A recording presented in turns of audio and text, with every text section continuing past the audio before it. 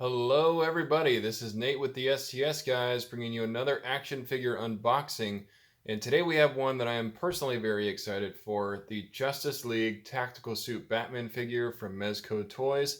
This one I'm for pre-order probably about a year ago. It retails for $80. Mezco has been cranking out figures lately, so if there's something that you ordered from them, more than likely it's coming out pretty soon. This is also the fourth Ben Affleck Batman that we've received from Mezco. They did 3 from the Batman vs. Superman movie, 1 in his normal suit, 1 in the armored suit, and then 1 in the nightmare suit from that dream sequence. So this is the first Batman we're getting from that movie from Mezco. I cannot be more excited to open this up, so let's get into it. On the front of the box, Justice League symbol. You got the Batman tactical suit here. On the bottom, 112 Collective, pose, play, and display. That's what Mezco calls this line. And then the DC logo here on the bottom right. On the side of the box, you get the Batman logo from the movie. It says 112 Collective again. And then Mezco Toyz by collectors, for collectors at the bottom. On this side, doesn't seem to be anything different. The same stuff. On the back of the box, you get some pictures of the figure, different pictures of the accessories, and some dynamic action poses here to give you an idea of what we're getting into. Let's go ahead and crack this open and see what we got. So Mezco has done a few other figures from the Justice League movie. They did the Wonder Woman figure. They also did the Aquaman figure. Actually, I haven't picked those up. I've heard, some mixed reviews, but I'm sure at some point I will grab them just to complete my team. So you get this product care guidelines sheet. Nothing really special here. However, if you have not owned a Mezco before, you may just want to read through this. It gives you some good tips on how to take care of your figure. So let's flip this open and crack it to see this figure. And lots of plastic here to cover him up. But, oh wow, this figure looks really good. Right off the bat, I'm noticing the armor and how well the armor actually came out. Let's give you guys a close-up view so you can see what I'm talking about. But the detailing on the armor just looks phenomenal. You can see it's actually a little worn too, so he's got some scars in the suit. There's some cut marks, and just overall, this is kind of a harder plastic, but this looks really good. And you can see the shoulder pads, you can see his gauntlets here. There they are on the other side. All the way down into his armor, his legs, the armor carries through. Nice armor plating all throughout on his kneecaps. He's got these shin guards here, down to his boots, which have, looks like steel-toed boots. But just the detail is insane. It looks so good. I really, really like how this came out. It looks like they used the Batman vs. Superman Batman that they did, because the suit underneath looks pretty similar. I'm okay with that. It makes sense that they would make the armored version on top of that figure. And then let's look at this head sculpt here. This is the first head sculpt they give us. Definitely screams Ben Affleck to me. It looks like his face underneath that. If you remember from the movie, the cowl from the movie was a little bit slimmer, so I think that translates well into figure form. And it's a little bit different than how he looked in Batman vs. Superman. So overall, I'm really impressed with this figure. I can't say enough positive things about it. It came out better than I could have expected, and I'm happy to add this to my collection. So let's go through some of the accessories so you can get an idea of what we're getting into. Oh, before we do that, give you a quick look at the back of the figure. Nothing really special, just kind of shows how all the armor ties in together. And you can see the lines there. There's a piece for his grapnel gun. I will get the cape out. I just want to be careful about it because it's kind of behind some plastic, so I want to make sure I take my time before I do that. Go into the accessories. We'll go to this extra head sculpt. So they did give us this additional head sculpt, and it definitely shows a lot of emotion, which I'm kind of glad, because the first head sculpt is a little bit more of a somber look. This one definitely has the angry face of Batman. You can see the teeth sculpted in there. They came out really, really good. I like the detailing. He kind of has scruffy look, so he has some aftershave going on there. And then the cowl again looks great, being that slimmer version. You can see kind of the armor running through the cowl as well. Looks really, really good. And I'm happy with this head sculpt. At first I thought it looked a little goofy, but now seeing it in person, I think it came out really good. They did a great job with this. So he gets, let's see, 2, 4, 6, 8 hands. So he's got the closed fist, which is already on him.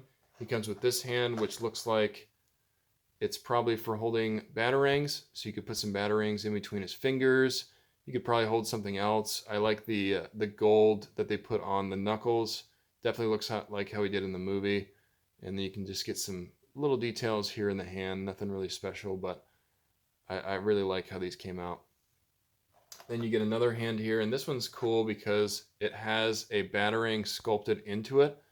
So you cannot take this batarang out. It is sculpted into the hand, but it gives you some flexibility. You know, when you're posing your figure, if you want to have him holding a batarang, you don't want to worry about putting it in the hand and possibly falling out. This sculpted figure lets you do that. So if he wants, you know, if he's going to throw a batarang, he's getting one prepared. I really like how they did that. And you come with 2 of those. And then you also get fingers or hands for holding guns. So this one you can see the extended trigger finger there. Definitely holding his grapnel gun or the other gun that this figure comes with. Same detailing that you've seen on the other hands. And then this is the counterpart to that hand. So it doesn't have the extended trigger finger, but it looks like it's open enough to where you could maybe cradle a rifle into that hand or hold another item like a grenade or something like that. So going into these accessories a little bit more, he comes with some additional smaller stuff. So he's got more batarangs in here. I'm going to try to be really careful about opening this so they don't fly all over the place. Oh, and there they go. So we'll go through what fell out first. And he comes with some additional goggles, or some goggles, which I think is awesome. I love how they included the goggles because that's one of his signature looks from the movie. You can kind of see those there. Trying to get them good focused. But he comes with 2 different versions of goggles. And from what I've seen, one version is for him to wear them. The other version is just to sit on top of his head. So we'll do that really quick once we get the figure out. Let me see if I can do it really quick here. Oops.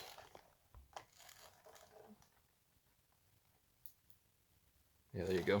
So there's him wearing the goggles and fits on his head really nicely. Goes right into the other straps that he has here. Those look awesome. I'm really happy they included them. Adds to the variation that you can do. And then these other ones are for sitting on top of his head. So you can actually have them resting like he just took them off or something like that. Again, looks great. I love that accessory. It's a really cool idea that they did that. Definitely a signature look from the movie. So we'll go into some of the other smaller accessories that came here in this tray. You get 3 of these grenades. Grenades aren't anything really special. They're pretty basic looking.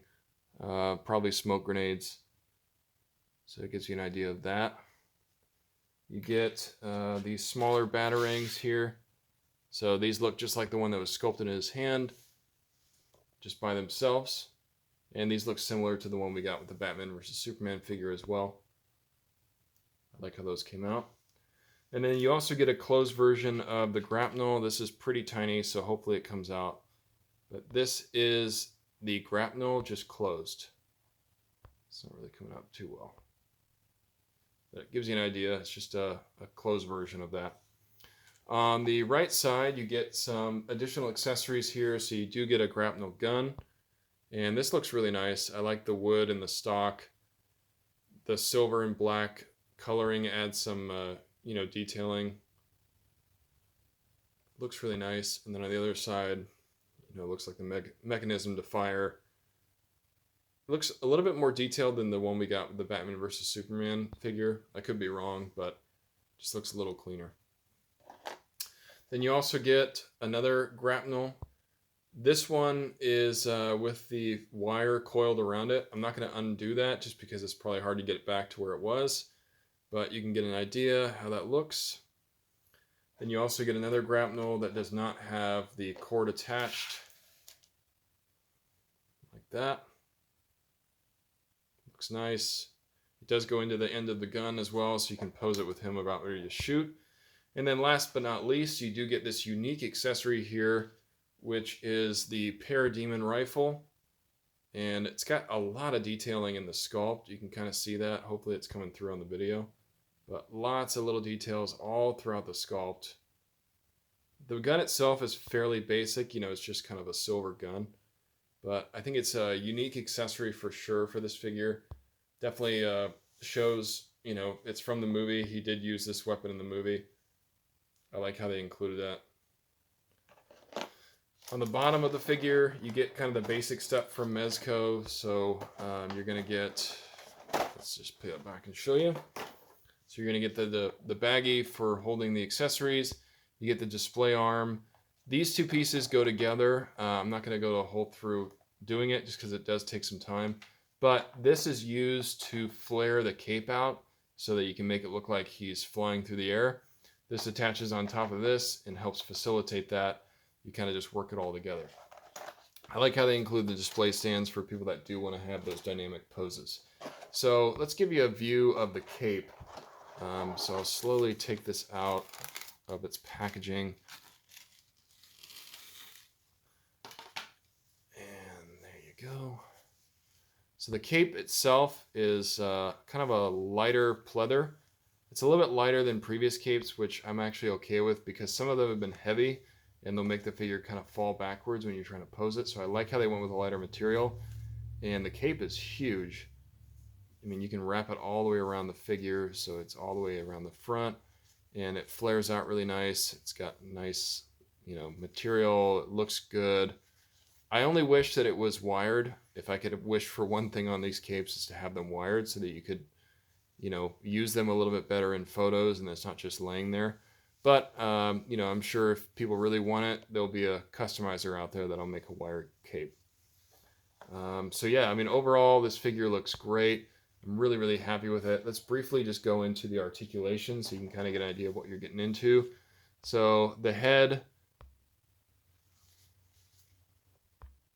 sorry about the focus. The head does seem to be attached to the rest of the mask. So, I mean, at least the neck is. So the neck does not move separately, however, the head does. You do get some good upward movement, so he does look up a good amount. He looks down a good amount. Get a little bit of gappage here, but that's okay because I'm sure he wouldn't be displaying him like that. And then he does have really good left to right movement. Overall, I'm very happy with that head articulation. Even though the neck is not separated, I think they made up for it well with the head. So his arms do come up to about this much, and just bear with me because I am going very gentle on the figure. He's just fresh out of the package. I don't want to damage it. And then his arms are actually double jointed, and you get a lot of good movement there. So I'm really happy he came with that much articulation. I was a little worried because of all the armor. I wasn't sure how well he would be articulated, but it seems like they did a really good job. The wrist, back and forward, left to right, rotates all the way around. His arm can rotate up pretty good amount. It can rotate down. So no really worries there with his articulation. It's moving just fine. The abs, now because of this armor and it is a harder piece, you probably won't get much crunch. Yeah, you don't get a whole lot. But he does, if you really push it, he moves down about that much. So not a whole lot, but you know, it's kind of to be expected with the armor. And then he goes back about that much. The good thing is this belt is not attached, so you can move the belt around the armor to get it out of the way if you really want to try to pose it a little bit further. So you don't really have to worry about that too much. This moves around, so it's and makes it easier to pose. His legs go out pretty far left and right, so you can do the splits pretty easily. And then it goes forward if you really push it about that much, and then it goes back about that much. Let's move this arm out of the way. And then he does have double jointed legs, so he gets really good bend in the leg. I'm happy to see that. Last but not least, the feet. So the feet go back and forward a good amount. Not a whole lot of movement, but enough. And then he does have some left and right pivot. Pretty good amount there. He does not have toe articulation, so that is one thing he's lacking there. Overall, though, I mean, this is more movement than I expected out of this figure, to be honest with you, because with all the armor, I figured it'd probably be hard for them to give us the full range of motion, but they gave me more than what I thought they would. So I'm extremely happy with this figure overall. It really came out great. If you guys have not collected Mezco before, I highly recommend you get into the line because they make some exceptional figures. If this is your first STS Guys video, please check out the rest of our channel. We have a lot of great content. We do unboxings, we do podcasts, we do anything that's geeky, nerdy, or cool. We are on Instagram at STS Guys. We're on Twitter at STS Guys. We're on Facebook at the STS Guys. This has been Nate from the STS Guys signing off.